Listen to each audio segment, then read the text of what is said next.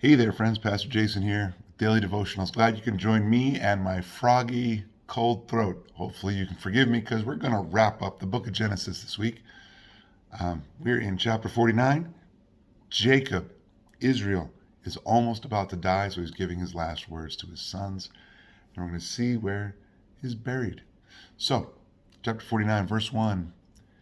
Then Jacob called his sons and said, "Gather around, and I will tell you what will happen to you in days to come. Come together and listen, sons of Jacob. Listen to your father Israel. Reuben, you are my firstborn, my strength, and the first fruits of my virility, excelling in prominence, excelling in power. Turbulent as water, you will no longer excel, because you got into your father's bed and you defiled it. He got into my bed." Remember that happened chapters and chapters ago. "Simeon and Levi are brothers. Their knives are vicious weapons. May I never enter their council. May I never join their assembly. For in their anger they kill men, and on a whim they hamstring oxen. Their anger is cursed, for it is strong, and their fury, for it is cruel.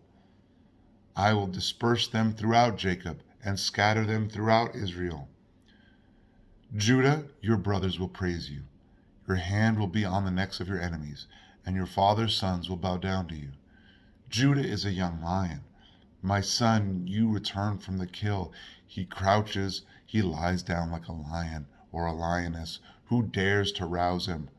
The scepter will not depart from Judah until he depart from Judah, or the staff from between his feet, until he whose right it is comes, and the obedience of the peoples belongs to him. He ties his donkey to a vine, and the colt of his donkey to a choice vine. He washes his clothes in wine, and his robes in the blood of grapes. His eyes are darker than wine, and his teeth are whiter than milk. Zebulun, you will live by the seashore, and will be a harbor for ships, and his territory will be next to Sidon. Issachar is a strong donkey lying down between the saddlebags. He saw that his resting place was good, and the land was pleasant, so he leaned on his shoulder to bear a load and became a forced laborer. Dan will judge his people as one of the tribes of Israel. He will be a snake by the road, a viper beside the path, that bites the horse's heels so that its rider falls backwards. I await your salvation, Lord. Gad will be attacked by raiders, but he will attack their heels. Asher's food will be rich, and he will produce royal delicacies. Naphtali is a doe set free that bears beautiful fawns. Verse 22. Joseph is a fruitful vine beside a spring.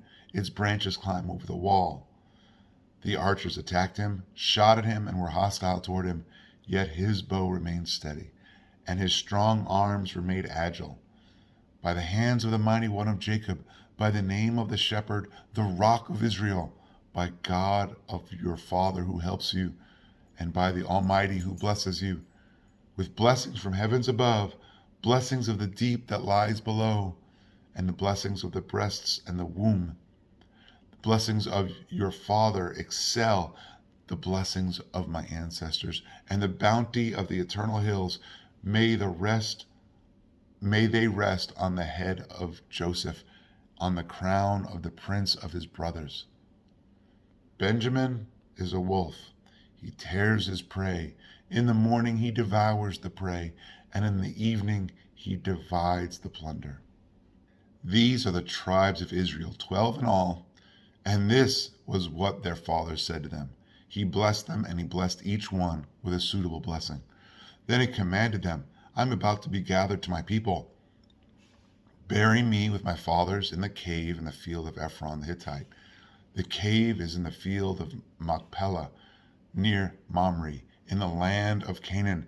This is the field Abraham purchased from Ephron the Hittite as a burial site. Abraham and his wife Sarah are buried there. Isaac and his wife Rebekah are buried there. And I buried Leah there.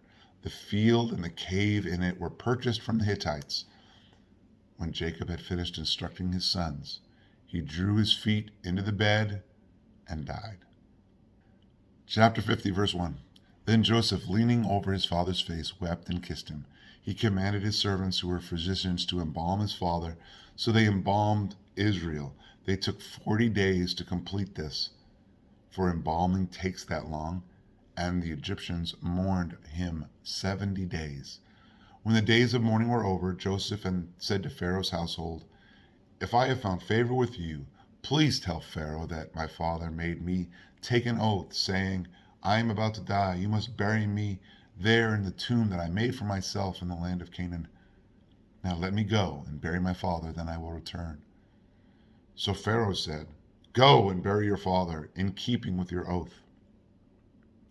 Then Joseph went to bury his father, and all of Pharaoh's servants, the elders of his household, and all the elders of the land of Egypt went with him, along with all of Joseph's household, his brothers, and his father's household. Only their children, their sheep, and their cattle were left in the land of Goshen. Horses and chariots went up with him. It was a very impressive procession. When they reached the threshing floor of Atad, which is across the Jordan, they lamented and wept loudly, and Joseph mourned 7 days for his father. When the Canaanite inhabitants of the land saw the mourning at the threshing floor of Atad, they said, 'This is a solemn mourning on the part of the Egyptians.' Therefore the place is named Abel Mizraim. It is across from the Jordan. So Jacob's sons did for him what he had commanded them. They carried him to the land of Canaan, buried him in the cave of Machpelah in the field near Mamre, which Abraham had purchased as a burial site from Ephron the Hittite. After Joseph buried his father, he returned to Egypt with his brothers and all who had gone with him to bury his father. When Joseph's brothers saw that his father was dead, they said to one another, 'If Joseph is holding a grudge against us, he will certainly repay us for all the suffering we caused him.' So they sent this message to Joseph before he died. 'Your father gave a command. Say this to Joseph, please forgive your brother's transgression and their sin and the suffering they caused you. Therefore, please forgive the transgression of the servants of the God of your father.' Joseph wept when their message came to him. Then his brothers also came to him, bowed down before him, and said, 'We are your slaves.' But Joseph said, 'Don't be afraid. Am I in the place of God? You planned evil against me. God planned it for good to bring about the present result, the survival of many people. Therefore, don't be afraid. I will take care of you and your little ones.' And he comforted them and spoke kindly to them. Joseph and his father's household remained in Egypt. Joseph lived 110 years. He saw Ephraim's sons to the third generation. The sons of Manasseh's son, Machir, were recognized by Joseph.